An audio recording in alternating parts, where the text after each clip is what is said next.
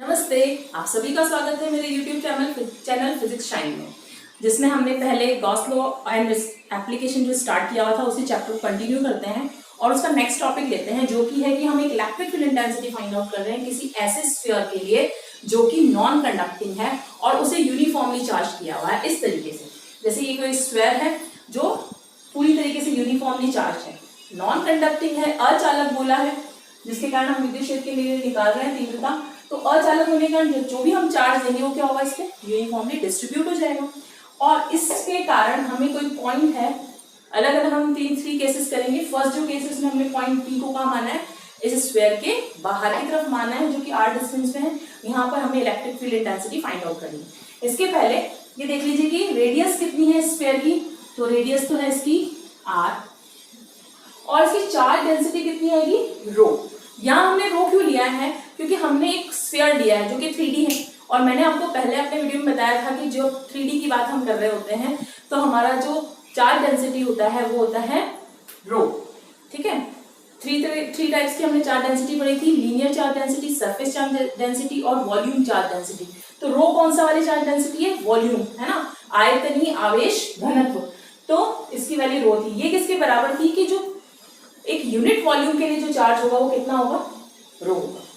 ठीक है, अब इसी के लिए हम आगे कैलकुलेट करते हैं। इसका फर्स्ट हम पॉइंट ले रहे हैं when r is greater than capital R, that means जो पॉइंट हमने लिया है वो इस स्फीयर के बाहर की तरफ।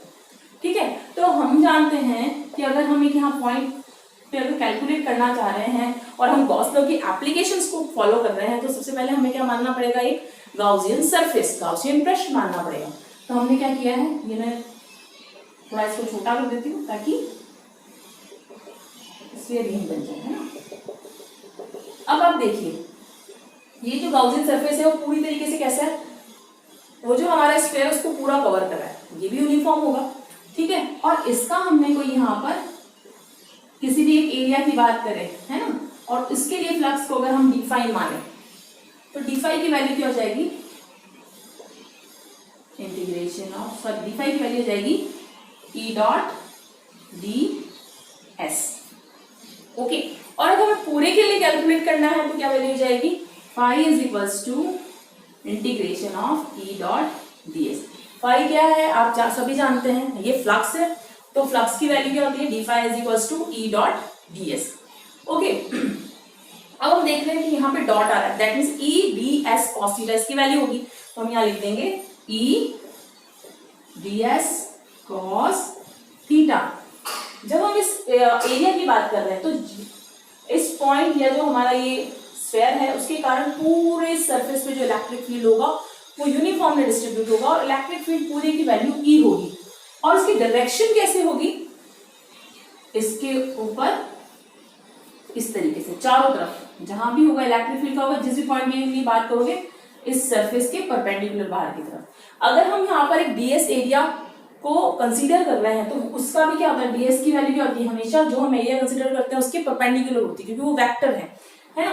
तो उसकी जो डायरेक्शन, जैसे हमने ये वाला ले लिया तो भी इसके लिए ds भी इधर है, तो ds और E के बीच में एंगल कितना हो गया, theta is equals to 0 degree and we know that cos 0 is 1, तो इसकी वैल्यू हो जाएगी E ds।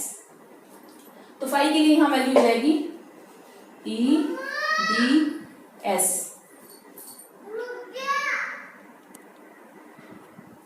तो अब अगर हम पूरे के लिए कैलकुलेट करना चाहें यहाँ वैल्यू तो ये हो जाएगी E ds। अब इस पूरे एरिया के लिए अगर हम ds की वैल्यू ले लें, इस यहाँ भी ds यहाँ भी ds, अगर पूरे एरिया के लिए इसकी वैल्यू निकाले, ds को जोड़ दें तो कितनी हो जाएगी इसकी वैल्यू 4 पाई r स्क्वायर, तो हो जाएगा E into 4 pi r square. This is equation number 1। अब हम आते हैं हमारे गॉस लॉ पे। बाय द गॉस लॉ क्या होता है हमारा, कि जो फाई की जो वैल्यू होती है वो होती है क्यू अपॉन एप्सिलॉन नॉट, जितना भी चार्ज एनक्लोज्ड है अपॉन एप्सिलॉन नॉट। तो phi is equals to summation Q upon epsilon naught.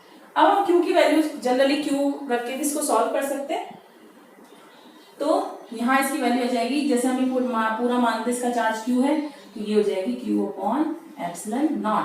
तो ये हमारी होगी second equation. Bye the equation first and second, this is, ये भी फाई है, ये भी फाई है, दोनों की वैल्यूज इक्वल हो जाएगी। तो E into 4πr² is equal to Q upon epsilon naught. जैसे कि हमने पहले हमारे जो शेल के लिए कैलकुलेट किया था उसी तरीके से इसकी वैल्यू आ जाएगी। E is equal to Q upon 4π epsilon naught r², ये हो जाएगा के क्यू अपॉन r²। ओके, अब ये तो फॉर्म चार्ज के फॉर्म में, अगर इसी को हम चार्ज डेंसिटी के फॉर्म में निकालना चाहे, इस डेंसिटी के फॉर्म में, तो कैसे निकालेंगे? ठीक है, तो इस चार्ज की वैल्यू यहां से अगर हम निकालना चाहे, रो की वैल्यू कितनी हो जाएगी? Rho is equals to charge upon the volume is 4/3 πr³, क्योंकि इस पूरे सरफेस पे जो चार्ज है वो क्यू है और इस पूरे सरफेस का एरिया कितना है? 4/3 πr³। तो क्यू की वैल्यू हो जाएगी, यहां से क्यू की वैल्यू कैलकुलेट करेंगे, तो क्यू की वैल्यू हो जाएगी 4/3 ρ/r³। इस वैल्यू को जो हम इस यहाँ यूज करेंगे तो हमारे पास फाइनली जो ई आएगा वो कितना आएगा? यहां से क्यू पुट कर देते, तो के की वैल्यू हम यही ये वाली रहने देते हैं, तो 1/4πε0 r²। ओके, और क्यू की जगह हम क्या पुट कर रहे हैं? 4/3 πr³ एंड रो।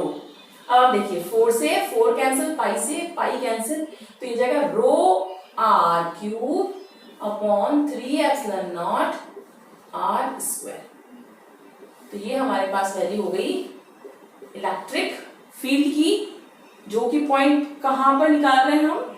उस जो हमने स्फीयर लिया है उसके बाहर की तरफ निकाल रहे हैं। तो ये आपका एक पार्ट हुआ है अभी, तो फर्स्ट पार्ट। अब इसका सेकंड पार्ट करेंगे, ठीक है? तो आप इसका स्क्रीनशॉट देख लीजिए एक बार। नाउ हमारा सेकंड केस होगा when r is equals to r, मतलब वो जो पॉइंट हमने लिया है P, अब वो कहाँ होगा? इस स्फीयर के सरफेस पे ही होगा। अगर इस स्फीयर के सरफेस पे ही है तो बस सिंपली हमें जहां हमारा फॉर्मूला आया था E इज इक्वल्स टू के क्यू अपॉन r², वहां r की जगह क्या पुट करना है? Capital R। तो हमारा फॉर्मूला हो जाएगा E एट सरफेस E के क्यू अपॉन E बराबर के क्यू अपॉन r²।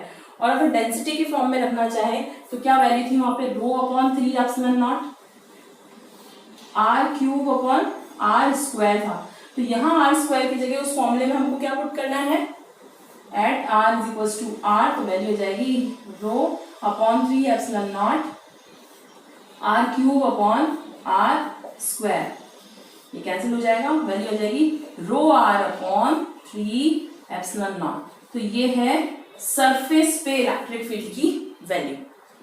अब इसी का नेक्स्ट पार्ट है कि जब वो पॉइंट यहाँ किसी बाहर पॉइंट पे भी नहीं है, इसके सरफेस पे भी नहीं है, बल्कि अंदर ही कोई पॉइंट है, वहां पर हमें निकालनी है इलेक्ट्रिक फील्ड इंटेंसिटी। तो उसके लिए क्या करेंगे? जैसे when r is, third case is when r is less than r, ठीक है?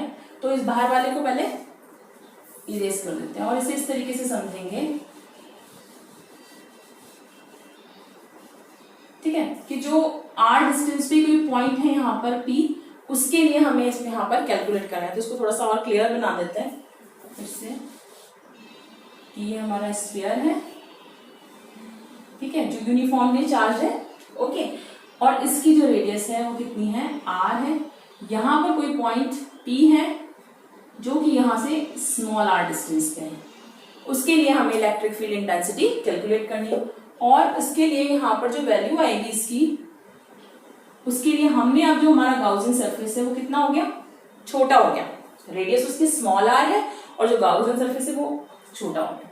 अब आप देखिए कि पहले जब हम पॉइंट को बाहर कंसीडर कर रहे थे, है ना, तो उस कंडीशन में क्या था कि इस पूरे के चार्ज के कारण इसका इलेक्ट्रिक फील्ड हम कैलकुलेट कर रहे थे यहाँ जब हमने पॉइंट को माना। लेकिन इस कंडीशन में क्या है कि आप उतना ही चार्ज वर्क करेगा जितना कि इस स्मॉल r वाले रेडियस के अंदर अंदर है। दैट मीन्स अब हमारी चार्ज की वैल्यू चेंज हो जाएगी। दोनों में हमने वैल्यू क्यों रखी थी? अब हम ये मानते हैं कि चार्ज एनक्लोज्ड इन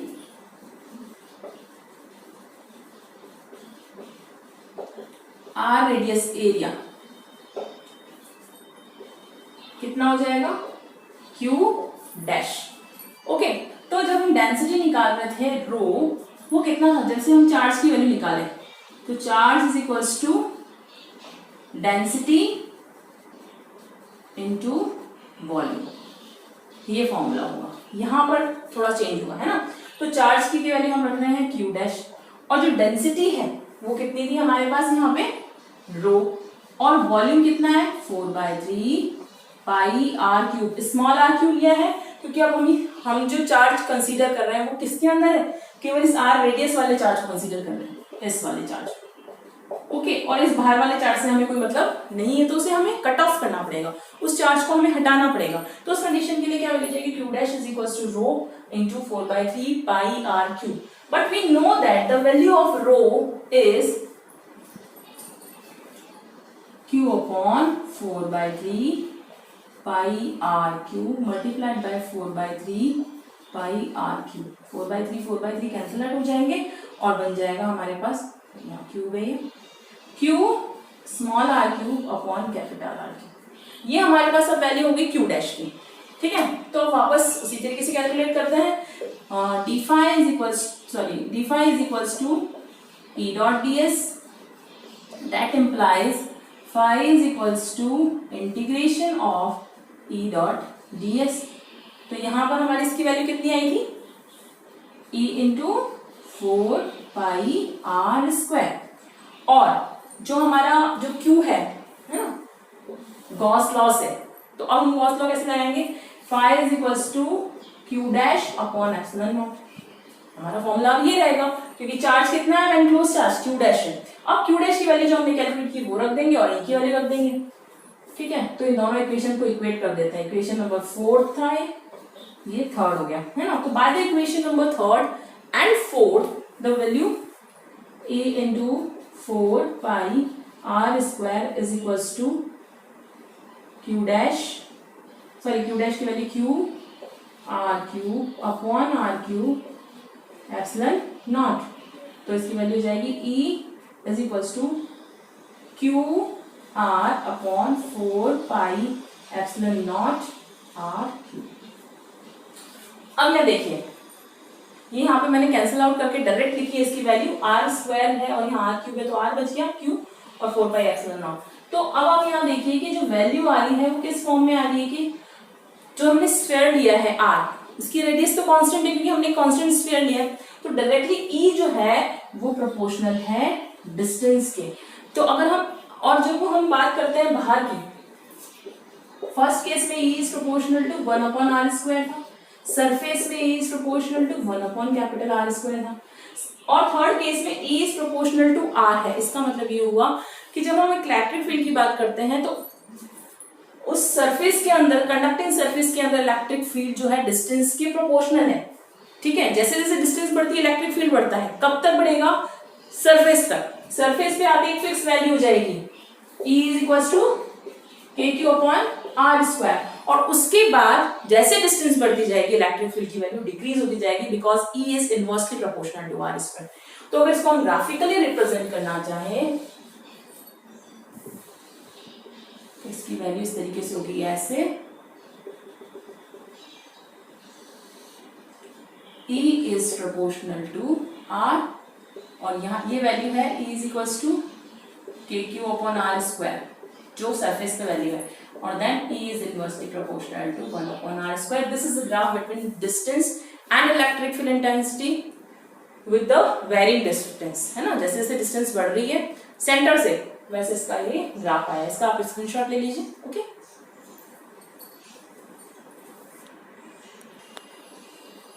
अब हमारा अगला टॉपिक है force on surface of charge conductor, आवेशित चालक की सतह पर बल। मतलब हमारे पास एक आवेशित चालक है, ठीक है, और आवेशित चालक का मतलब क्या होगा, एक चालक लिया है हमने, कोई कंडक्टर लिया है और उसी को हमने चार्ज किया। चार्ज करने पर क्या होगा, जैसे हम पॉजिटिवली चार्ज कर रहे हैं या नेगेटिवली चार्ज कर रहे हैं, किसी भी तरीके से चार्ज कर रहे हैं, तो क्या होगा, जो चार्जेस होगा वो एक दूसरे पे क्या करेंगे, फोर्स लगाएंगे। ठीक है, और फोर्स लगाएंगे और सारे चार्जेस की ये टेंडेंसी होगी कि वो उसके सरफेस पे आकर इकट्ठा हो जाएंगे। तो ये क्या करेंगे, जब अगर हम एक जो सरफेस जो है उसका, या जो सतह है पूरे चालक की, उसको अलग अलग छोटे छोटे भागों में डिवाइड कर दें, है ना। तो हर भाग का चार्ज कैसा होगा, सेकंड वाले चार्ज की जो नेचर होगी दोनों की सेम होगी, या तो दोनों पॉजिटिव होंगे या दोनों नेगेटिव होंगे। तो दोनों में क्या होगा, एक दूसरे को रिपल्सन करेंगे, ठीक है। दोनों में क्या होगा, एक दूसरे के लिए प्रतिकर्षण होगा। तो अगर हम एक पूरा कंसीडर करते हैं, है ना, उसी बल को हम कैलकुलेट कर रहे हैं, सतह पर बल, ठीक है। तो ये हमने कोई सरफेस ले लिया, ठीक है, और इस सरफेस कैसा है, ये कंडक्टर है, और कंडक्टर है तो सारा चार्ज कहाँ होगा, अंदर तो होगा नहीं, सारा चार्ज इसके बाहर बाहर ही होगा। तो इस सरफेस को अगर हम एक छोटे से पार्ट ए बी में डिवाइड करें और इस पूरे बचे हुए पार्ट को ए सी बी नाम देते, मतलब हमने इस स्फीयर को 2 पार्ट्स में डिवाइड कर दिया, कोई भी कंडक्टर है ए बी और ए सी बी। तो क्या करेगा, ए बी क्या करेगा, ए सी बी को रिपल्सन होगा, और ए सी बी क्या करेगा, ए बी को, ये भी रिपल्सन होगा। लेकिन दोनों के कारण क्या होगा, इलेक्ट्रिक फील्ड होगा, ठीक है। तो यहाँ पर एक मैं बिल्कुल ही पास में एक पॉइंट पी हम कंसीडर करते हैं, और पी कंसीडर करते हैं, और इस पी के लिए हमारे पास इसके कारण भी इलेक्ट्रिक फील्ड होगा और इस एसीबी के कारण भी इलेक्ट्रिक फील्ड होगा। हम इसे 2 पार्ट में डिवाइड कर रहे हैं, हालांकि वो पूरा मिला के ए ही होगी, उसकी इलेक्ट्रिक फील्ड की वैल्यू सेम ही होगी, जो कि हमने पहले हमारे टॉपिक में पढ़ा है, सिग्मा अपॉन एप्सिलॉन नॉट। किसी सरफेस चार्ज डेंसिटी जो हमारा स्फीयर है, जो कंडक्टर है, उसके लिए जो वैल्यू आई थी, हमने पहले जो टॉपिक किया था उसमें यह था कि इलेक्ट्रिक फील्ड की वैल्यू आई थी E is equals to sigma upon epsilon naught. तो अगर हम P पॉइंट को कंसीडर करें तो AB के कारण इलेक्ट्रिक फील्ड को हम मान लेते हैं E1, और यहां मान लेते हैं इलेक्ट्रिक फील्ड को E2। यहां पर होगा, ये भी पॉजिटिव है, ये भी पॉजिटिव, तो दोनों के लिए इलेक्ट्रिक फील्ड की डायरेक्शन इधर ही होगी, E1 की भी इधर ही होगी और E2 की भी इधर ही होगी। तो अगर हम P पॉइंट को कंसीडर करें तो for point P total electric field E is equal to कुल विद्युत क्षेत्र क्या हो जाएगा, E is equal to E1 plus E2, और E की वैल्यू हमारे पास होती है सिग्मा अपॉन एप्सिलॉन नॉट। ये हमारी होगी इक्वेशन नंबर फर्स्ट। यहां तक क्लियर है, क्योंकि ये तो हमारी फिक्स वैल्यू थी। फिर हम एक और पॉइंट कंसीडर करते हैं जो कि अब अंदर की तरफ है Q, है ना। और इस Q पॉइंट के लिए अगर हम इलेक्ट्रिक फील्ड की वैल्यू निकालना चाहें, कैसे कि AB के कारण जो इलेक्ट्रिक फील्ड है वो E1 डैश है, या E1 ही मान लो, है ना, और ACB के कारण भी इलेक्ट्रिक फील्ड कितना हो गया, E2 होगा। अब आप एक चीज सोचिए कि अगर हम ये कह रहे हैं कि जो अंदर जो होता है वो टोटल इलेक्ट्रिक फील्ड 0 होता है, तो for point Q total electric field E is equals to E1 plus E2 होता है, ठीक है। अब हम ये कह रहे हैं कि ये टोटल जो इलेक्ट्रिक फील्ड है वो कैसा होना चाहिए, 0 होना चाहिए। इसका मतलब ये हुआ कि E1 और E2 इक्वल भी होने चाहिए और अपोजिट डायरेक्शन में भी होने चाहिए, तभी यहाँ पर अंदर 0 होगा। फिर कोई चीज 0 कब होगी, जब दोनों कैसे होंगे, इक्वल होंगे, और दोनों के साइन कैसे होंगे, एक का पॉजिटिव और एक का नेगेटिव। तो इस कंडीशन में हमारी वैल्यू हो जाएगी E1 will be equal to minus of E2, है ना, दोनों इक्वल है और अपोजिट डायरेक्शन में है, तभी इसकी वैल्यू कैसे हो सकती है, 0। और अगर इक्वल है तो हम क्या लिख सकते हैं, यहां से क्या कंसीडर कर सकते हैं, E1 is equals to E2। Finally हमारे पास इस इक्वेशन से क्या आ जाएगा, E1 is equals to E2। अब हम इसको यूज करेंगे इक्वेशन नंबर फर्स्ट में। यहाँ तक आप वापस देख लीजिए एक बार, थोड़ा कंफ्यूजिंग हो रहा होगा कि जब P वैल्यू P पॉइंट को कंसीडर कर रहे हैं जो कि क्या है, इस इलेक्ट्रिक फील्ड से बाहर की तरफ है, तो AB के कारण इलेक्ट्रिक फील्ड E1 है और ACB के कारण कितना इलेक्ट्रिक फील्ड E2 है। अब E1 प्लस E2 के बराबर होगा टोटल इलेक्ट्रिक फील्ड, और इसकी वैल्यू हमेशा कांस्टेंट होती है सिग्मा अपॉन एप्सिलॉन नॉट, तो हमने वो वैल्यू रख दी सिग्मा अपॉन एप्सिलॉन नॉट। लेकिन अगर हम Q पॉइंट की बात करें जो कि उस स्फीयर के अंदर की तरफ है, अंदर हमेशा इलेक्ट्रिक फील्ड 0 होता है। इसका मतलब जो हमने E1 और E2 माने वो दोनों कैसे होंगे, एक दूसरे के इक्वल भी होगा, क्योंकि पूरे के लिए क्या इलेक्ट्रिक फील्ड इक्वल है, और उसकी डायरेक्शन कैसे होगी, अपोजिट, तभी वो चीज 0 हो सकती है। तो E1 is equals to E2, okay. तो यहां अगर मैं ऐसे लिख दूं कि E1 minus E2 is equals to 0, तभी तो ये 0 होगा, ओके।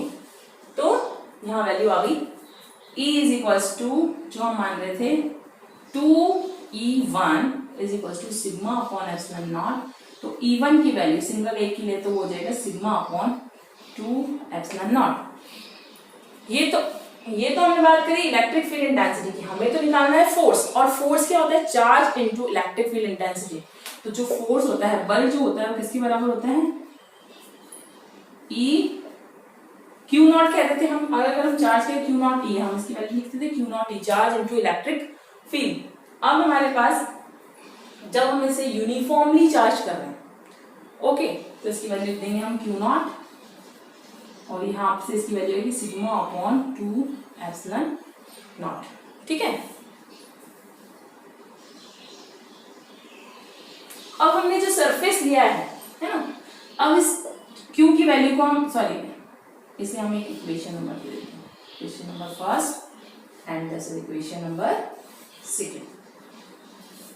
अब जो हमारा चार्ज है, ठीक है, अगर हमने डीए एरिया लिया है और इसकी सरफेस चार्ज डेंसिटी है वो कितनी है, सिग्मा, यहां लिख देते हैं सरफेस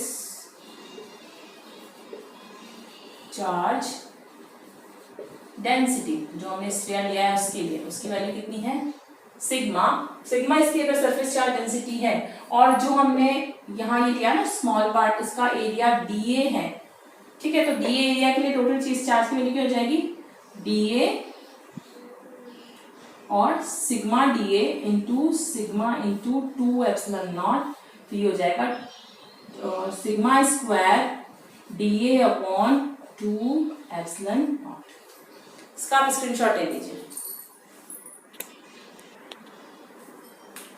अब इसके बाद जैसे कि हमारे पास डीएफ की वैल्यू आ गई, DF is equals to sigma square DA upon 2 epsilon naught, है ना। और अगर हम इस फोर्स से प्रेशर निकालना चाहें, है ना, दाब, तो प्रेशर क्या होता है, फोर्स पर यूनिट एरिया, तो pressure P will be equal to dF upon dA, है ना, तो इसकी वैल्यू हो जाएगी sigma square upon 2 epsilon not.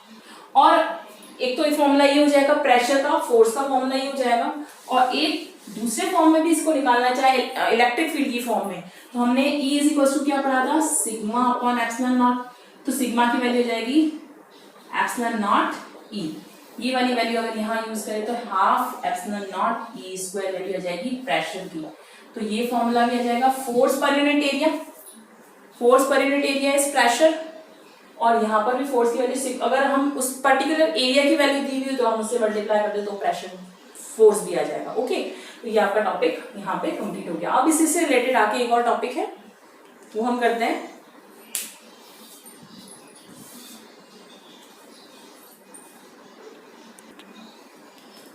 Next. हमारा टॉपिक है विद्युत क्षेत्र के एकांक आयतन की ऊर्जा या energy associated with an electric field. Okay, अगर कोई इलेक्ट्रिक फील्ड है, या हमने अभी एक जो एग्जांपल किया था कंडक्टर का, जिसके हमने फोर्स और प्रेशर का कैलकुलेट किए थे, तो उसी की बात कर लेते हैं। जैसे ये इलेक्ट्रिक फील्ड है और अगर इसको हम चार्ज करते जा रहे हैं, है ना, पहले पॉजिटिव चार्ज और उसमें पॉजिटिव चार्ज लाते जा रहे हैं, तो क्या होगा, चार्जेस के बीच में रिपल्सन होगा और उसके कारण इसकी क्या हो जाएगी, एनर्जी की जो वैल्यू होगी वो इंक्रीज होती जाएगी, और हम इसको चार्ज करते जाएंगे तो वॉल्यूम भी इंक्रीज होगा।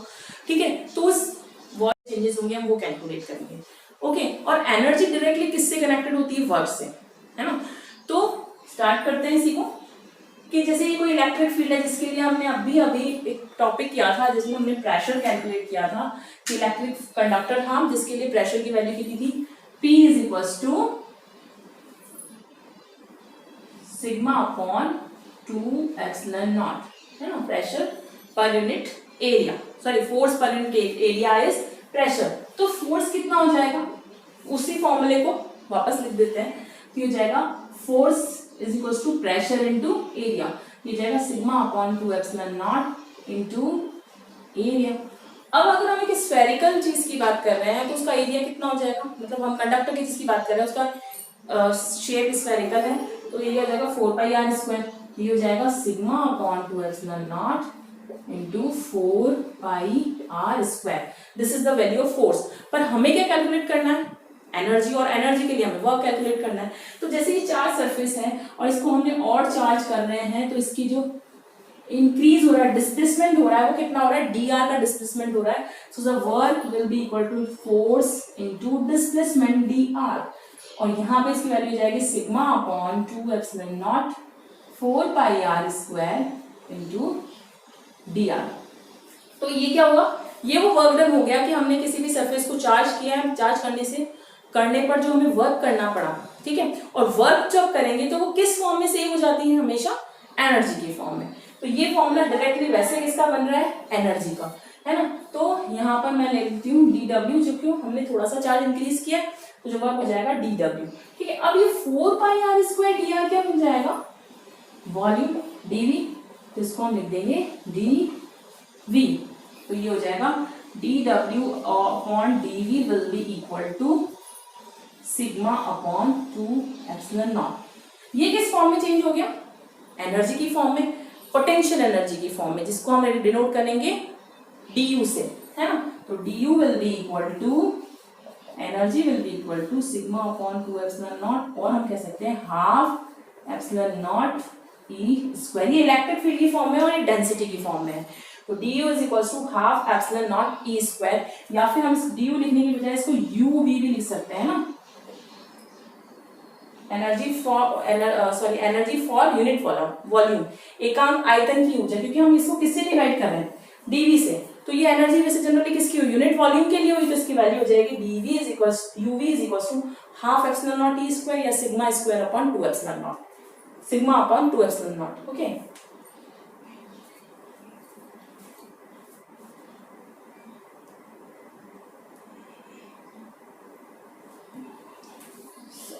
यहाँ पे σ² होगा, कंफ्यूजन हो गया था, या तो σ²/2ε0 या हाफ ε0 E²। तो ये आपका टॉपिक कंप्लीट हो गया है, जिसमें हमने इसकी एनर्जी कैलकुलेट की थी, किसी भी जो हमारा कंडक्टर है उसको चार्ज करने पर उसकी एनर्जी में कितना इंक्रीज होता है वो, और ये dv वॉल्यूम वो वॉल्यूम है जिसको एनर्जी चार्ज करने पर उसके वॉल्यूम में कितना इंक्रीज होता है। ओके, इसके बाद हमारा एक टॉपिक और है जो है, हम एक सोप बबल की बात करते हैं। ओके, तो आप इसका स्क्रीनशॉट ले लीजिए, फिर हम करते हैं उसको। नेक्स्ट हमारा टॉपिक है साबुन के आवेशित गोले के लिए, हम बुलबुले के लिए संतुलन देख रहे हैं, या equilibrium for a soap bubble, जब सोप बबल को चार्ज किया जाता है। तो आपने 11वीं क्लास में पढ़ा होगा कि जब हम सोप बबल की बात करते हैं तो सोप बबल जो अभी चार्ज नहीं है, हम अनचार्ज सोप बबल की बात कर रहे हैं, आवेशित नहीं है वो सोप बबल। तो सोप बबल के जो अंदर जो प्रेशर होता है वो एटमॉस्फेरिक प्रेशर से ज्यादा होता है, और उसे हम कहते हैं प्रेशर एक्सेस, है ना। अगर वो सोप बबल का अंदर का प्रेशर कम होगा तो बाहर वाले एटमॉस्फेरिक प्रेशर से क्या होगा, वो सोप बबल को क्या कर देगा, सिकोड़ने की कोशिश करेगा, कॉन्ट्रैक्ट करने की कोशिश करेगा, वो बबल टूट जाएगा। ठीक है, तो वो अंदर इतना प्रेशर को बनाए रखता है जिससे कि उसका वो बबल बना रहे, और उसे हमने नाम दिया था प्रेशर एक्सिस। ठीक है, अगर आपको याद हो तो उस प्रेशर एक्सिस की वैल्यू थी P is equals to 40/R, where R is the radius of the soap bubble, जिसे हम डिनोट करते थे P एक्सिस। ओके, ये कैसे कैलकुलेट करते थे और ये क्यों होता था, उसके अंदर जो सरफेस टेंशन होती थी उसकी वजह से होता था। P into pi R square, P into A into 4T into 4πr से इसको मल्टीप्लाई करके हम उसकी वैल्यू निकालते थे, तो आप इजीली निकाल सकते हैं। तो हम स्टार्ट करते हैं P axis equals to 40/R, जो हमारा सोप बबल है। अब हमने क्या किया, सोप बबल को चार्ज कर दिया, ये हमारा सोप बबल है जिसको हमने चार्ज किया। तो चार्ज करने पर क्या हो जाएगा, इसका एरिया बढ़ जाएगा। ठीक है, शेप भी बढ़ेगा, एरिया भी बढ़ेगा। क्यों बढ़ेगा, क्योंकि अब हमारे पास P एक्सिस के साथ P इलेक्ट्रिक भी जुड़ गया। ये P इलेक्ट्रिक क्या है, pressure due to electric field. अब ये दोनों मिलके इस 40/R को क्या करेंगे, बैलेंस करने की कोशिश करेंगे। हमने आप पढ़ा देखा है ना, पर बुलबुले का संतुलन, इक्विलिब्रियम में क्या होगा, अब दो तरीके के प्रेशर लगेंगे। एक प्रेशर जो ऑलरेडी लग रहा था वो, plus P electric will be equal to 40/R। Okay, अब हमारे पास P इलेक्ट्रिक की वैल्यू कितनी थी, P electric is equals to σ²/2ε0, जो हमने अभी अभी किया था। तो वहां पर हम इसकी वैल्यू रख देंगे। तो यहां जब हम इसकी वैल्यू रखेंगे तो ये वैल्यू आ जाएगी P इलेक्ट्रिक इक्वल टू σ², ये वैल्यू हम इस इक्वेशन में रखेंगे, P excess plus σ²/2ε0 is equals to 40/R. So the P axis will be equal to दाब आधिक्य, है ना, pressure excess will be equal to 40/R minus σ²/2ε0। ये हमारा फाइनल फॉर्मूला हो गया। और इसी से ही अगर हम और वैल्यू निकालना चाहें सिग्मा की, ठीक है, तो वो भी निकाल सकते हैं। अंडर, क्योंकि स्क्वायर है इसलिए इसकी वैल्यू होगी अंडर रूट 8 एप्सिलॉन नॉट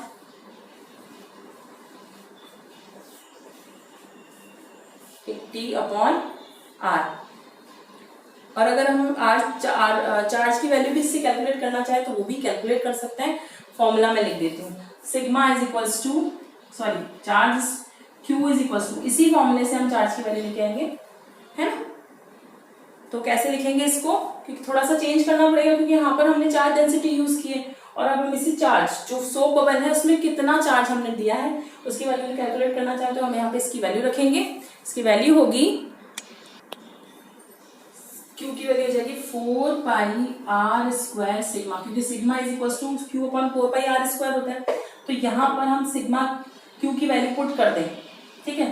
तो Q is equal to 4 pi R square और sigma is equal to 8 epsilon naught T upon R. तो this is the value of charge inside the soap bubble, this is the charge density and this is the pressure axis. अच्छा, अगर इससे हमें ये कैसे निकाला है तो इसके लिए हम देख सकते हैं कि अगर प्रेशर जो वो इक्वलाइज हो जाए, प्रेशर मतलब ये जो प्रेशर है वो इक्विलिब्रियम की कंडीशन में अगर एटमॉस्फेरिक प्रेशर के बराबर हो जाए तो इसकी वैल्यू हो जाएगी 0। तो 40 upon R minus sigma square upon 2 epsilon naught will be equal to 0। तो sigma square upon 2 epsilon naught is equal to 40 upon r and sigma will be equal to 8 epsilon naught t upon r under.